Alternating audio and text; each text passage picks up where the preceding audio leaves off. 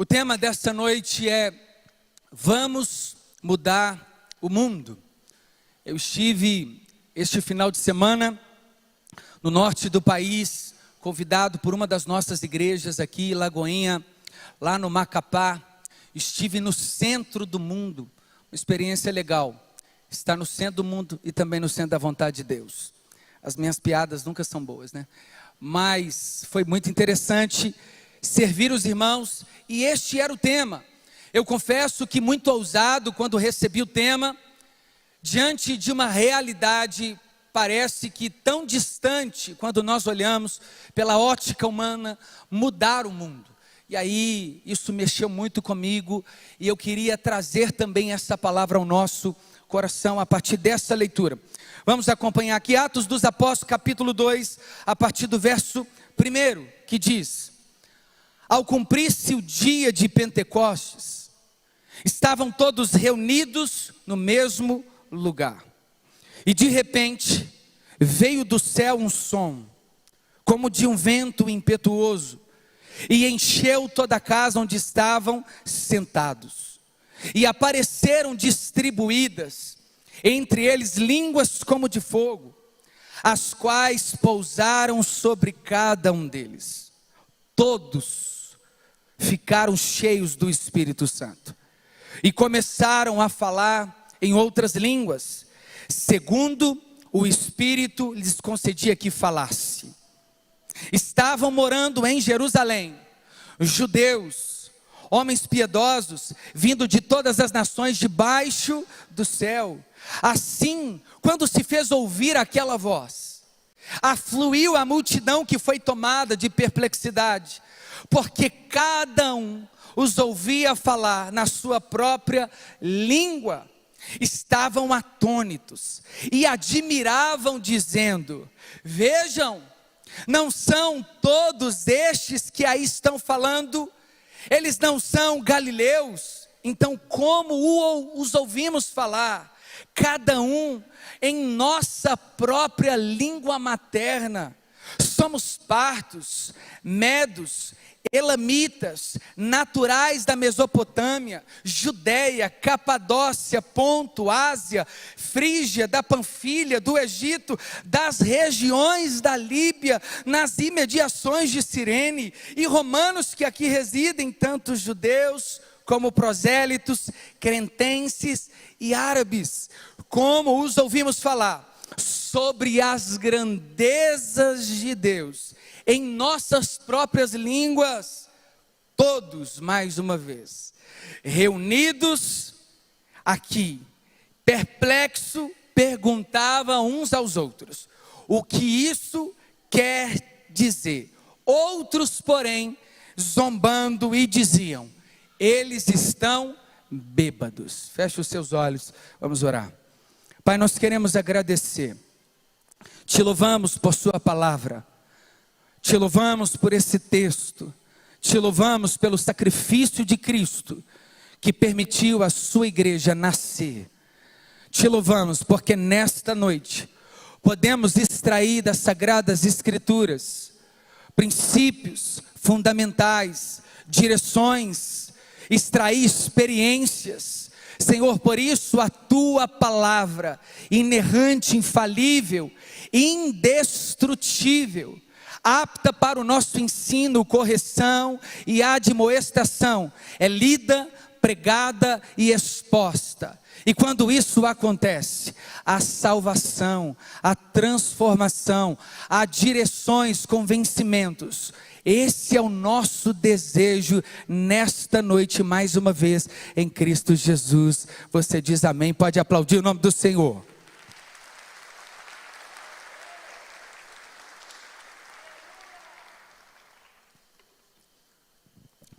Meus irmãos, e também minhas irmãs, talvez o que a gente precisa aqui separar, antes da gente entrar diretamente ao texto, qual seria o conceito ideal de mundo? Talvez muito relativo e generalizado, sem travar a língua. Seria esse conceito de mundo, porque nós temos o mundo enquanto cosmo, o que seria o universo, as galáxias, as constelações, as estrelas, e tudo isso que gera em torno da criação, o universo de forma geral. A criação sublime de Deus também pode ser encontrada nas palavras como mundo. E também nós possuímos um outro conceito, que seria a própria humanidade, o conceito de sociedade. A partir dessa perspectiva também conhecemos que onde há pessoas, elas são pertencentes a este mundo.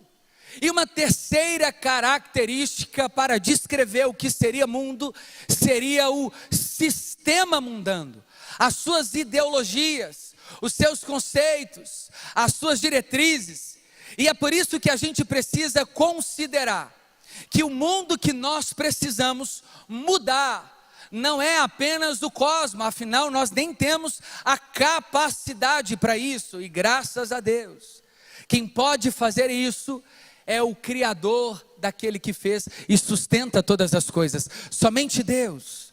Mas nós temos também uma responsabilidade, encontramos isso nas palavras do apóstolo Paulo, escrevendo aos Romanos no capítulo 8, que a criação aguarda ansiosamente, como dores de parto, a manifestação dos filhos de Deus, para que a própria criação e a ordem criada também possa ser redimida, e também possa agora ser subjugada a essa plena transformação, uma vez que ela está experimentando as consequências ainda drásticas do pecado que adentrou a partir do primeiro casal no Éden.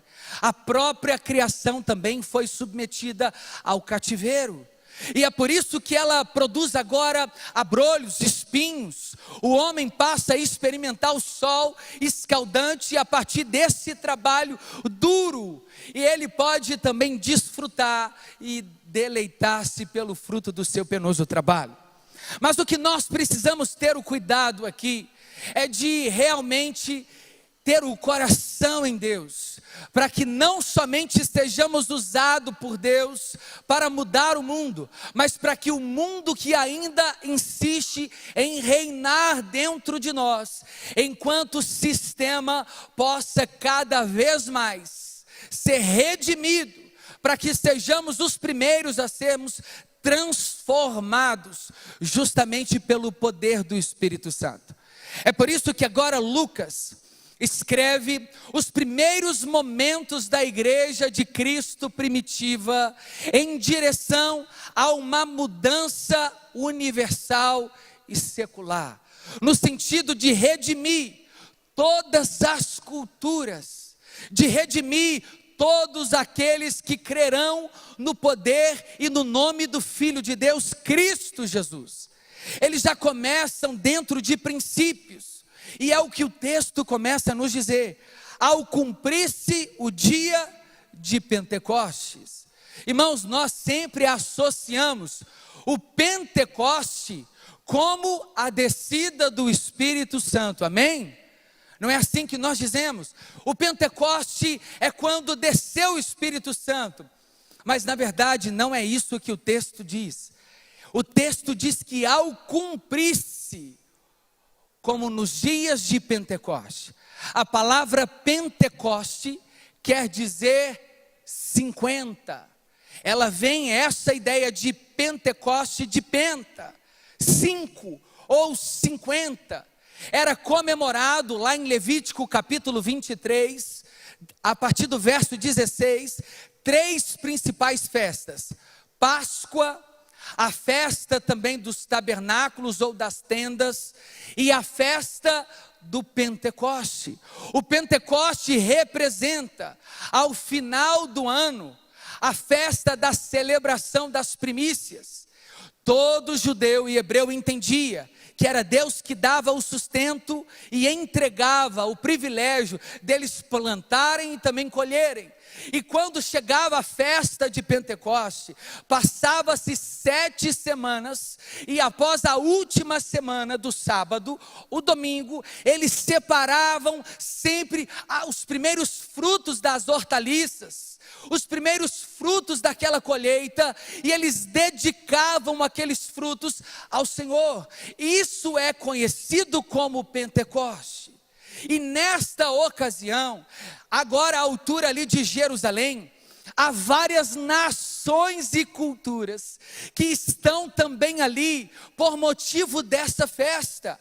Alguns que saíram de Jerusalém fugidos, outros que visitavam ou só passavam em Jerusalém para rever parentes e celebrar as festas como tradição. E é nesta oportunidade onde o mundo, assim como uma Copa do Mundo, reúne várias outras nações, é que o próprio Deus marca no seu relógio o momento exato em que a igreja poderia ser revestida de dunamis, power, poder, para transformar o mundo. E a ferramenta para essa transformação, diante dessas nações reunidas, não foram estratégicas, extraídas dos melhores livros e best-sellers da época. Eles não tiveram estratégias humanas, eles não investiram em persuasões humanas, técnicas de oratória, eles não foram revestidos de diplomas, MBA. Na verdade, a única maneira que nós temos para transformar o nosso mundo, que está ao nosso redor e que também fazemos parte dele, é por meio da pregação do Evangelho e da presença do Espírito Santo de Deus. Essa é a única maneira que nós encontramos. É por isso que aqui está registrado nas palavras iniciais de Atos. Ao cumprir-se estes dias de festa, eles estavam todos reunidos. Aqui é um primeiro princípio para que a gente possa responder aquilo que o mundo tanto clama, um vazio existencial. É isso que o mundo tem experimentado. Há vários princípios seculares que tentam minimizar os danos da alma, o desassossego da alma. Um deles muito conhecido, estabelecido por um grande teórico chamado Sigmund Freud. Ele dizia que para se tentar minimizar os danos, era necessário maximizar o prazer. O mundo clama por prazer. O mundo anseia por prazer, porque tudo que o mundo possui é esta vida esperançosa, passageira, perene, que sumirá num estralar de dedos quando o Senhor da glória voltar. O que o mundo na verdade está procurando por meio de relacionamentos, sexo, prazeres, é exatamente essa ideia: arrancar a dor que há dentro do próprio homem caído, o desespero que toma conta dele, faltas inerentes. Já dizia um teórico chamado também teólogo, Dietrich Bonhoeffer, que na verdade não há nenhum centímetro da terra que Deus não diga: é meu, tudo é dele. E se ele preenche tudo, ele também é o único que pode preencher corações vazios. E é esta oportunidade que Deus confiou à sua igreja primitiva para apresentar o único Cristo, a única mensagem capaz de mudar o mundo. E esta mensagem está diante de nós. O poder está acessível a nós. Precisamos ser os primeiros a ser transformados para transformar. E o princípio primeiro eles estavam todos reunidos. Irmão, não tem como a gente mudar o mundo sozinho.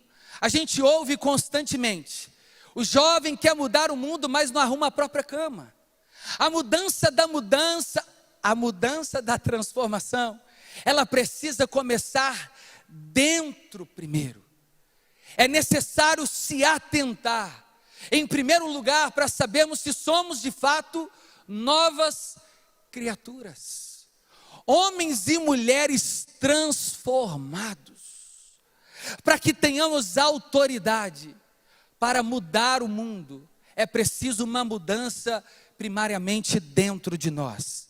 O apóstolo Paulo disse assim: esquecendo-me das coisas que para trás ficaram, prossigo para as coisas que já estão agora diante de mim, o alvo, corro para o prêmio da soberana vocação em Deus, em Cristo Jesus. Eles foram revestidos porque eles estavam reunidos. Irmãos, não é possível experimentarmos mudança sem comunhão. Não existe cristão, igreja sozinho. Não existe, somos filhos sozinhos. A igreja é quando ela se reúne, quando 2 ou 3 estão reunidos em meu nome, ali eu me faço presente. E o principal propósito do mundo hoje é dividir pessoas, famílias, relacionamentos, separar, causar contenda.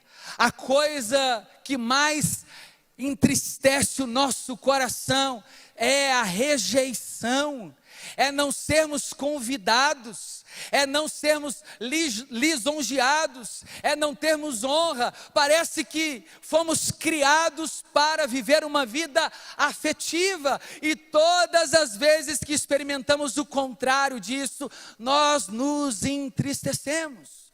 Por isso que uma vida isolada não pode experimentar transformação. A igreja é o lugar onde Cristo reúne o seu corpo, como um ferro afia o ferro, para que sejamos mutuamente aperfeiçoados. É aqui, meu irmão, que você precisa ser confrontado do seu pecado e eu do meu. É aqui que nós precisamos, como já dizia uma professora minha dentro do seminário, nos retirar da nossa insignificância. É aqui que nós somos expostos diante das muitas deficiências que possuímos.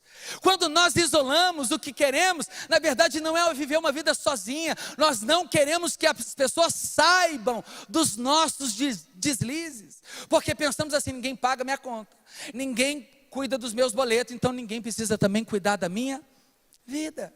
Ninguém precisa saber como é a minha vida no trabalho. Ninguém precisa saber da forma como eu trato a minha esposa, o meu marido. Ninguém precisa saber se aqueles pecados que eu possuo de estimação já foram vencidos. Na verdade, eu até prefiro esconder cada um desses pecados aqui, ó, debaixo. É até melhor. Quanto menos gente sabendo da minha vida, menos pessoas para dar pitaco. Mas o despertamento para o avivamento começa com comunhão. Igreja é koinonia. Fomos chamados juntos para o aprisco. Fomos despertados para cooperar uns com os outros. E aqui deixa claro que a igreja de Atos dos Apóstolos não experimenta nada senão essa realidade de koinonia. Eles estavam reunidos no mesmo lugar. Eles estavam a essa altura no lugar chamado cenáculo. Estavam assentados, porque para os judeus se assentar fala de comunhão, de compartilhamento. Irmãos, é tão triste quando nós não conseguimos ter esse tipo de relação para mudar o mundo dentro da nossa própria casa.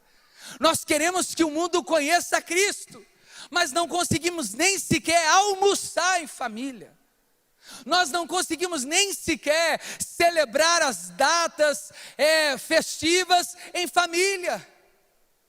E como nós apresentaremos um Cristo que pode mudar famílias, se a nossa realidade não corresponde àquilo que nós anunciamos? O nome desse fenômeno é hipocrisia. Para mudar fora, precisa mudar dentro. Tem que mudar dentro. Tem que haver uma mudança por completa do lado de dentro. É preciso percebermos em você e você em mim, que eu já não sou mais quem vivo, mas é Cristo que vive em mim. É necessário eu me tornar uma placa apontando: eu estou em obra,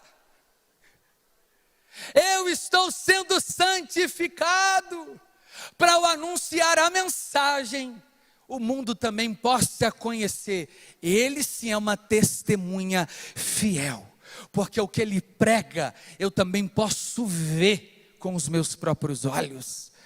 Amém? Glória a Deus.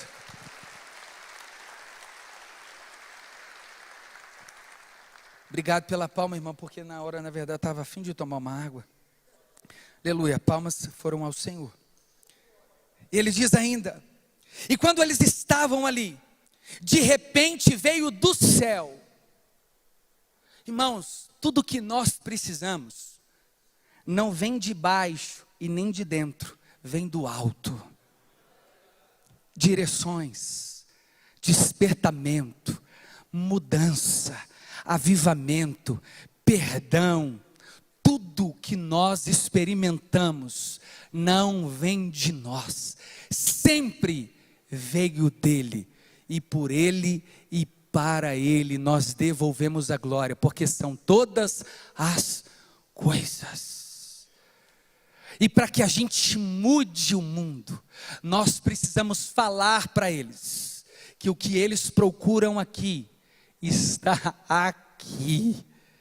Basta olhar para além dos montes, porque é de lá que sempre virá o socorro. Isso já diz que este tipo de despertamento para uma mudança do mundo enquanto humanidade só pode vir da parte de Deus. O profeta Joel já havia profetizado anos antes deste acontecimento, de que no final daqueles dias, eles seriam revestidos de poder, e o Espírito Santo desceria sobre toda a carne, habitaria para que eles pudessem ter visões, profecias, direções, para que eles testemunhassem. Tudo que nós possuímos de ferramenta vem de Deus. Então pare de procurar dentre os seus olhos a sua verdadeira alegria. Primeiro, que Deus nem te chamou para ser feliz. Eita Jesus, comecei a estragar um negócio. Tiago, mas como assim? Eu mereço. Merece, chuchu? Merece o quê? O que nós merecemos, você quer saber? O que as escrituras dizem que nós merecemos? Sentar no colo quente do capeta. Inferno. Quem estará no céu é porque realmente não merece. E os que estarão no inferno é a simples consequência dos seus atos, merecidamente. Por isso que é justiça. Os que estão no inferno é porque Deus deu a eles o fruto do seu trabalho, o trabalho que é contrário à mensagem de Cristo. E se isso é uma verdade, a felicidade não é a fonte primária da nossa busca. Essa é a realidade do mundo. Sexo, droga e rock and roll. Essa era a mensagem dos anos 70. Para os gregos, comamos e bebamos, porque certamente morreremos. Curta a vida, meu filho, vai para Las Vegas. Para de se reprimir. Sabe, seu corpo, daqui a pouco, vai virar comida de bicho. Aproveita. O mundo clama por isso. Não perca tempo em se guardar. Curte agora. O negócio é deleitar-se agora. A vida é muito rápida e breve. Mas aqui nós aprendemos um princípio maravilhoso, irmãos, de que o que o mundo procura por prazer, que é a felicidade, os cristãos agora transformados não têm isso como objetivo de vida, porque Deus não nos chamou para ser felizes, mas para sermos fiéis. Porque aquele que também é fiel desfruta da felicidade, porque a felicidade agora para o cristão não é apenas um sentimento, mas uma pessoa, Jesus Cristo de Nazaré. O mundo está a precipício, descendo a ladeira abaixo, procurando por felicidade, mas é nós que precisamos responder, onde encontrar a verdadeira felicidade, e ela não está aqui. A verdadeira felicidade, plena, total, está com Deus na eternidade. E é para lá que aqueles que creram no seu Filho estarão eternamente desfrutando da verdadeira felicidade. É por isso que essa mudança precisa ser apresentada ao mundo e primeiro também precisa nos alcançar. Pare de buscar a felicidade no rabo de saia. Pare de buscar por felicidades em dinheiro, status, prazeres. Isso já é uma verdade secular. Isso não pode tomar o meu e o seu coração. Nós não fomos criados para esse tipo de deleite.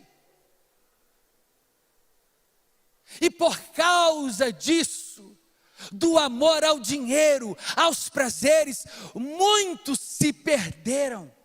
Abriram mão da eternidade por momentos de alegria, prazer e felicidade que são passageiros, trocando a glória eterna pelo presente momento. O que é incorruptível pelo corruptível. Irmãos, quando nós entendemos isso, além da gente amadurecer como cristãos, nós já estamos habilitados e prontos para a pregação do Evangelho, em anunciar, não um Cristo que vai te dar as coisas, mas um Cristo que vai te arrancar do inferno. Esse é e deve ser o maior presente do seu coração, e por isso já é motivo o suficiente para eu e você nos alegrarmos eternamente. Não existe felicidade maior do que essa, quando nós encontramos em Cristo Jesus, o nosso Salvador. Deixa eu te dizer uma coisa. Você não está sendo livre apenas do inferno. O dono do inferno não é Satanás. O inferno nem foi ainda inaugurado. Quem criou o inferno foi Deus. Não tenha medo do inferno, você precisa ter medo de Deus. Dura coisa é cair nas mãos de um Deus irado. Tema, não somente aquele que pode fazer perecer apenas o seu corpo, mas tema muito mais, aquele que pode lançar o seu corpo e a sua alma eternamente no lago de fogo eterno. A verdade da mensagem da salvação é Deus em Cristo nos livrando dele mesmo, da sua própria ira. Isso não te alegra? Isso não é motivo suficiente para você perceber essa mudança e transformação? E para que você também se torne um agente de transformação na vida de outros, que ainda não conhecem essa verdade. Nos dias, como naqueles dias de Noé, será a vinda do Senhor. Eles estavam casando, se dando em casamento, festejando, desfrutando, e Noé anunciando a mensagem, ninguém creu. Rejeitaram a mensagem, como eles disseram aqui, deve estar bêbado. Mensagem louca de céu, eu quero é terra, eu quero é prazer, eu não quero esta mensagem estranha, eu nem vejo, eu não posso tocar, é um Cristo que eu não sei se ele de fato existiu. O sentimento de quem não entende é esse, é loucura. Irmãos, todos ficaram cheios do Espírito Santo para testemunhar as verdades bíblicas de Cristo Jesus. O avivamento não é para a gente pular, o avivamento não é para a gente sair de um culto com a roupa amarrotada, o cabelo para o alto, descalço, ainda que seja importante isso. Mas o despertamento é para que a gente tenha autoridade e poder por parte do Espírito Santo para pregar sobre Jesus, para falar sobre Jesus, para apontar sobre Jesus, para cantar sobre Jesus, para anunciar a Cristo. A verdadeira primícia e o nosso verdadeiro Pentecoste é Cristo, que era uma semente que morreu, mas ao terceiro dia Ele ressuscitou. A verdadeira esperança, o Cristo vivo, ressurreto, o caminho, a verdade e a vida. Aquele que está nele, ainda que morra, viverá. Não tem esperança melhor do que essa, alegria maior do que essa.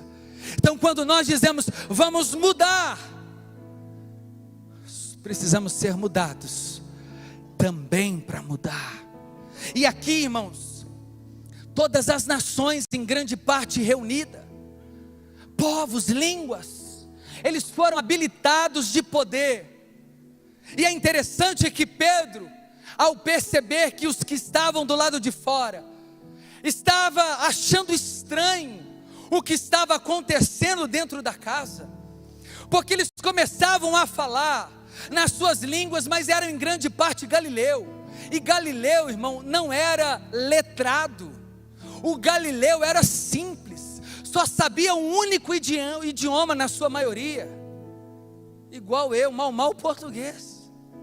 E de repente, as nações que estavam ali testemunhando, estavam ouvindo sobre o quê?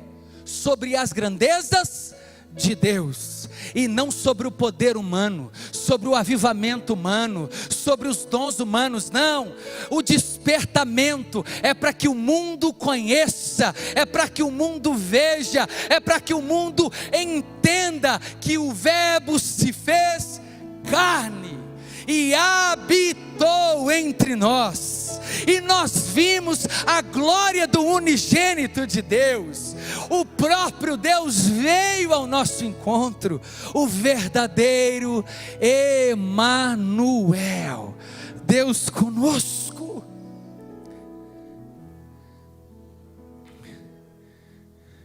Para que eu chegue ao final, eles anunciaram as grandezas, aproveitando os povos que estavam ali, porque aqui é o conceito de mundo, humanidade. Eles precisam ouvir, eles precisam saber, mas como eles ouvirão se não há quem pregue? Mas como é que a gente prega se a gente está querendo aumentar a roda do carro? Como é que prega se não dá tempo? A gente está querendo ir para Bariloche esquiar. Como é que prega Se nós está aí na sofrência por causa do contatinho que foi embora, como é que prega? Se nós estamos querendo cultuar o nosso corpo, ser o dono do camarote, o rei do camarote, como é que prega?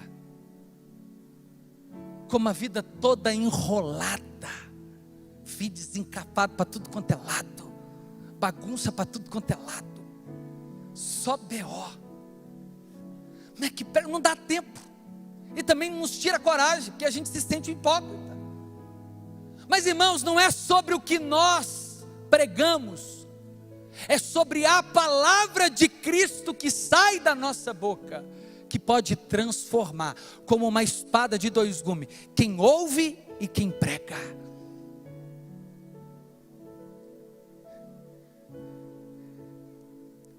Vocês estão aí? Irmãos, o texto termina assim, ó. Todos ali, atônitos, perplexos, perguntavam uns aos outros: o que é isso aí? O que está acontecendo? Que coisa estranha é essa aí? Outros diziam assim: ó, cana. Está todo mundo lá, ó, chapado. Deve ter caipirinha lá no meio. Espremeram o limão. E aí, pôs, está todo mundo embriagado. Aí Pedro levantando e disse assim: mundo, nações, culturas, deixa eu explicar para vocês.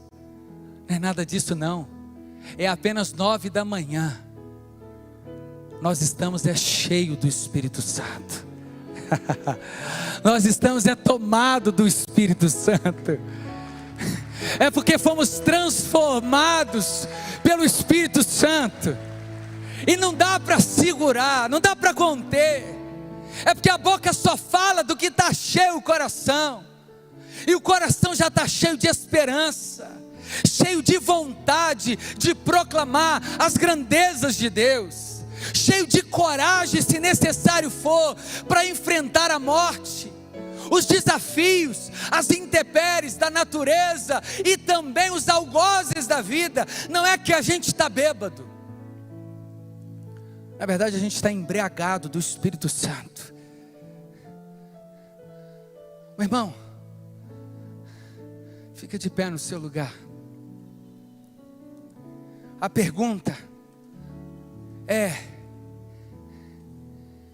as pessoas ficam perplexas ao olhar para você. Elas ficam aqui dentro, atualizando versão 2022. Elas ficam de cara quando te olham e falam assim: meu irmão, que mudança maravilhosa. Cara, até seu olho está brilhando. O seu jeito de andar mudou. Você está mais sereno, mais calmo. As suas palavras são palavras doces. Irmão, você não deseja experimentar isso não? E Pedro então levantou e começou a pregar o que estava profetizado pelo profeta. É porque nós fomos cheios para ter visões também, direções. Nós fomos cheios para profetizar.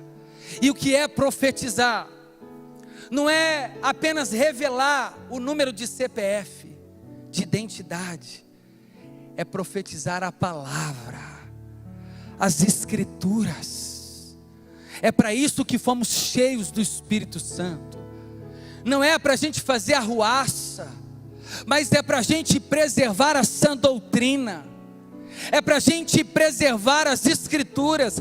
Fomos cheios para poder apontar todas as coisas a Cristo.